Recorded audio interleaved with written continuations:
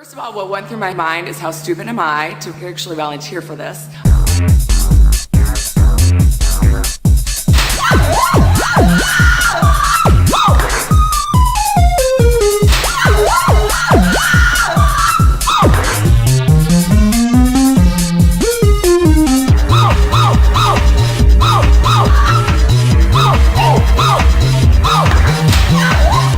It was unbelievably painful.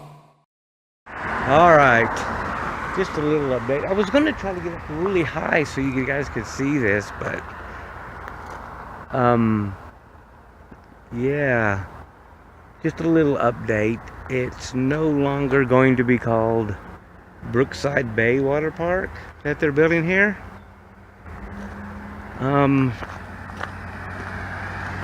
Get away from traffic. It's going to be called, I saw this on the news first, and it was funny because if you know this area, and you would think New Mexico anchors would know this area a little better, right? They were calling it, the new name was Bisty. You're already laughing if you know where I'm coming from.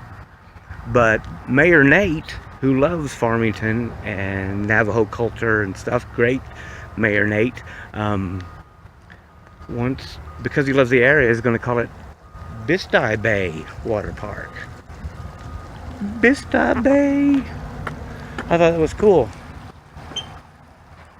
Like, all right, Mayor Nate, you all right in my book. Brookside Bay has a good ring to it, but Brookside Bay Water Park, I like it. I really do.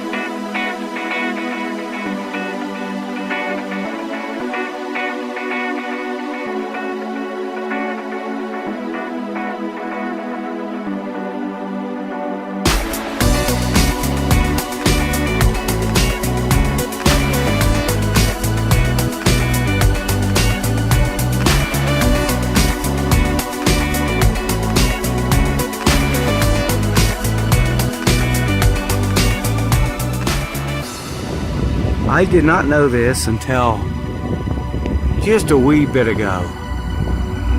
Hang on for traffic. Hang on for traffic. This building right in front of you, right by the Allen Theater, in the 50s was called Harry's Bar. Right there. And it caught on fire back in the day. And the picture was taken, not this angle, but to the right of me and a little ways back. It was like pretty cool, but I'll throw up the pic.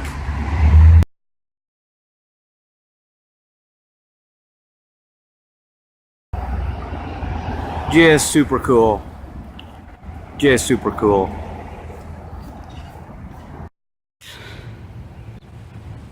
My ARC store horror stash. But then I've got some bad news afterwards. So watch. Look, Shanahan. Feet. Okay, this is my ARC store horror stash.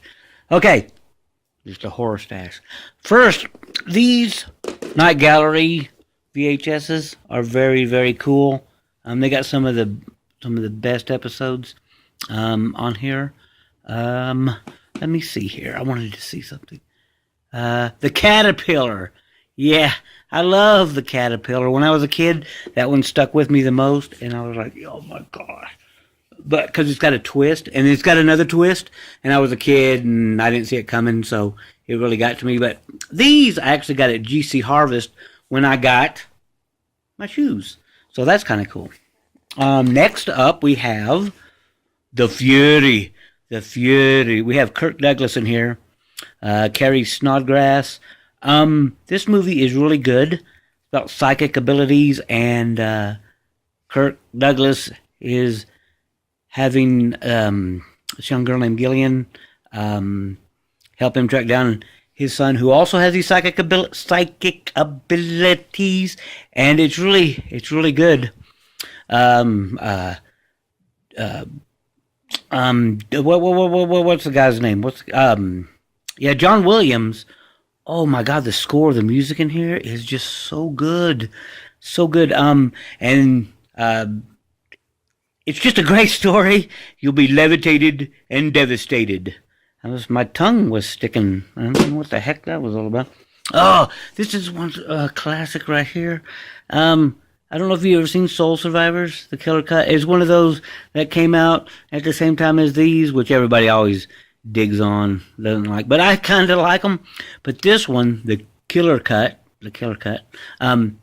is much better. But this is the first thing I saw, I think, Wes Bentley in, and Casey Affleck. I'm Casey Affleck, and I talk with my teeth closed. And but I fell in love with Melissa Sage Miller in this movie. And I don't know if she's not done anything more than this, but basically they're out partying, and then it says it right there. They're out partying, car accident, supernatural. Who are your real friends? Who are your real friends? But it's really good, really good. Let's see what next. Frederick Frankenstein. Now this movie gets a lot of flack. It does, because it's Thor director. What's his name? Kenneth Branagh. And the movie itself, when I watch it, it makes me laugh because the story is kind of out there. I think it would have been better if maybe Ed Wood, director, you know what I'm talking about. If he'd have done this movie, it would have made more sense to me. But the movie overall is not that great. It's funny because it makes me laugh. The only thing I did like about it was I'm going to get flack for this. I did like Robert De Niro's take on the monster. I thought he did a great job with that. But that's probably, besides that scene there, but that's probably the only redeeming quality this erotic and visually stunning movie has. Hey, Pat Collins, you still around? Because you need to go back and rethink. You need to rethink what you just said there. Okay, yeah. Okay, next up.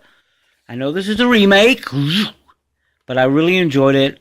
Texas Chainsaw Massacre. When this remake came out, and by far, you have to agree with me, right, that this was the best remake of the Texas Chainsaw movies. At least I think it is. The rest are just kind of, you can't beat the original. But Jessica Biel, my goodness. I remember people in the theater screaming. It was like, that was crazy. They got us all into the movie thing. But I really like this one. I like the story. I like the visuals. It was just so good. So good. Okay, and finally, of course, we can't go without this one. Halloween. We all know, most of us know this movie. They slide out. And we know how good it is. I just watched, not a day ago, because I have it, is the TV uncensored version, which runs 12 minutes longer than this one. And it's good too. Not as gory, but it's longer. It's good. And yes, it's canon in that TV cut that Jamie, I always want to say her name is Jamie because Jamie Lloyd and then Jamie Lee Curtis, because Laurie Strode in here, it's like when Michael, on the TV version, when Michael is in his cell and you get to see him in his cell when he's young, and it's a much better version than that Rob Zombie, Michael Myers in his cell kind of thing. But you see he wrote on the door, sister. So, I mean, I still don't buy that story, but they're not related. But we'll see how the new movie does on the 19th. The 19th? Is it the 19th already? Did the 19th pass? Anyway, Halloween, classic, #1 of all time. Go see the new movie. Tell me what you think. Watch the old movie. Tell me what you think. Watch the TV version. Tell me what you think. All right. There you go. Peace. Tune in tomorrow. Same cat time, same cat channel.